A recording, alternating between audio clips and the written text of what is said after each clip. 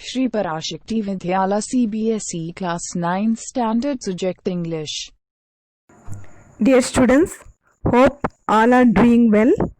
Today we are going to learn the remaining part of the second chapter, The Sound of Music, Part 2, The Shehnai of Bismillah Khan. Before we continue with the lesson, let us recall what we have learnt in the previous class.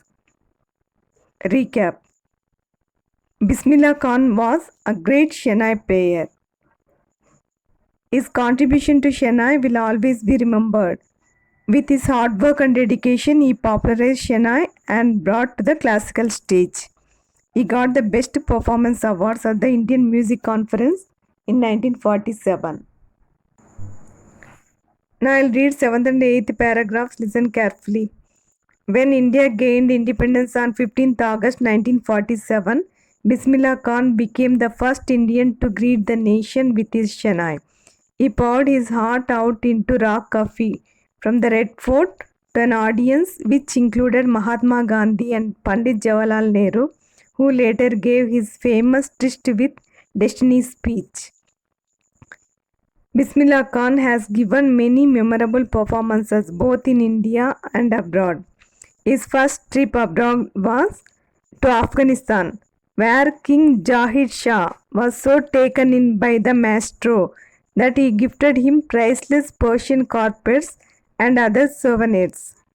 The King of Afghanistan was not the only one to be fascinated with Bismillah's music. Film director Vijay Bhatt was so impressed after hearing Bismillah play at a festival that he named a film after the instrument called Gunjudi Shehnai. Here, fascinated means attracted, maestro means musician, souvenirs means memento. Bismillah Khan played the rock coffee on his Shehnai on 15th August 1947 at Red Fort. He was the first Indian to greet the nation with his musical instrument. This event was historic. Do you know why? Because we got independence on that day. He poured his heart out in the presence of a large number of people, including Mahatma Gandhi and Pandit Jawaharlal Nehru. Nehru gave his famous speech, Tryst with Destiny, on that special occasion of Independence Day celebration. Bismillah Khan has given many memorable performances, not only in India but also in abroad. His first trip was to Afghanistan. King Jahid Shah was so impressed by his performance that he gifted him priceless Persian carpets and other souvenirs. Film director Vijay Bhatt was very impressed after hearing Bismillah's music at a festival. He named a film after the instrument called Gunjudi Shehnai. This film was a great success in the cinema world. Now I'll read the other paragraphs. The film was a hit and one of Bismillah Khan's compositions, Dil Ka Khilona Hai Toot Gaya, turned out to be a nationwide chartbuster. Despite this huge success in the celluloid world, Bismillah Khan's ventures in film music were limited to two: Vijay Bhatt's Gunjudi Shehnai and Vikram Srinivasa's Kannada venture, Sanadi Aparna. I just can't come to terms with the artificiality and glamour of the film world, he says with emphasis. Awards and recognition came thick and fast. Bismillah Khan became the first Indian to be invited to perform at the prestigious Lincoln Center Hall in the United States of America. He also took part in the World Exposition in Montreal, in the Cannes Art Festival, and in the Osaka Trade Fair. So well known did he become internationally that an auditorium in Tehran was named after him, Tahir Masiki Ustad Bismillah Khan. National awards like the Padma Shri, the Padma Bhushan and the Padma Vibhushan were conferred on him. Here, chartbuster means record breaker. Recognition means fame. Celluloid, old-fashioned way of referring to films. Venture, project that often involves risk. Conferred means given. One of Bismillah Khan's compositions, Dil Ka Khilona Hai Toot Gaya, turned out to be a nationwide record breaker. Bismillah Khan had got a great chance to improve himself in the film world. Bismillah Khan's ventures in film music were limited to two. The first one is Vijay Bhatt's Gunjudi Shanai. Secondly, he gave music in Sanadi Appanna, a Kannada venture. His musical performance in both these films was a great success, but he could not adjust with the artificiality and glamour of the film world, so he left. Then Bismillah Khan became the first Indian to be invited to perform at the Lincoln Center Hall in the USA. He also took part in the World Exposition in Montreal, the Cannes Art Festival, and Osaka Trade Fair. In Tehran, an auditorium was named after him, Tahar Mosiki Ustad Bismillah Khan. He was awarded the Padma Shri, the Padma Bhushan, and the Padma Vibhushan.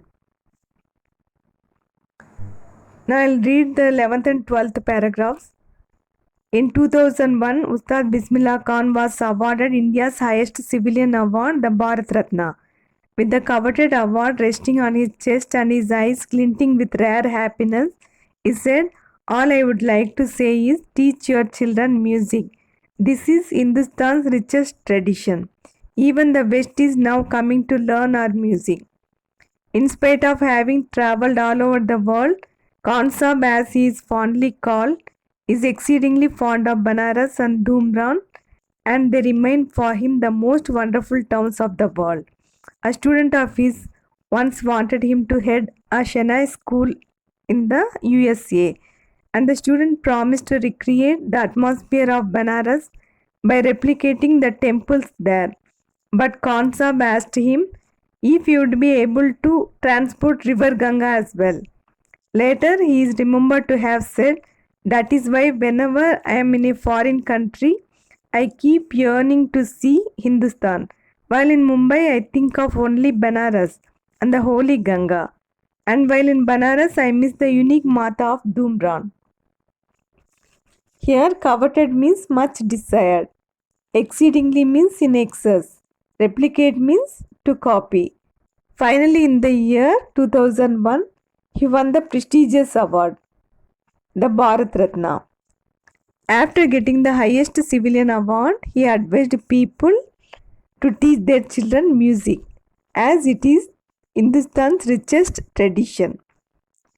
People from the West are also learning our music. They acknowledge the value of our music. Ustad Bismillah Khan was fondly called as Khan Sahib. He travelled all over the world, but was deeply attached to Banaras and Dhumran. These are his two favorite places. He considered them the most wonderful towns of the world. Khan Sahib refused his student to start a Shehnai school in the USA, though he promised to recreate the atmosphere of Banaras by replicating temples there. In Banaras, he was closely attached to the holy Ganga. Bismillah Khan loves India and Banaras from the bottom of his heart. He says that he misses the holy Ganga and India when he goes abroad, while in Mumbai he thinks of only Banaras and the holy river.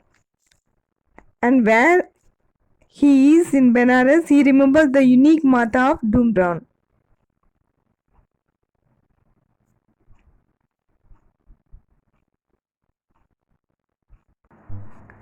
Now I'll read the last paragraph. Shekhar Gupta, when partition happened, didn't you and your family think of moving to Pakistan? Bismillah Khan, God forbid. Me? Leave Banaras? Never. I went to Pakistan once. I crossed the border just to say I have been to Pakistan. I was there for about an hour. I said namaskar to the Pakistanis and salam alaikum to the Indians. I had a good laugh. Reader Digest, October 2005. Ustad Bismillah Khan's life is a perfect example of the rich cultural heritage of India, one that effortlessly accepts that a devout Muslim like him can very naturally play the Shehnai every morning at the Kashi Vishwanath temple. Ustad Bismillah Khan passed away on 21st August 2006 at the age of 90 after a prolonged illness. He was given a state funeral and the government of India declared one day of national mourning.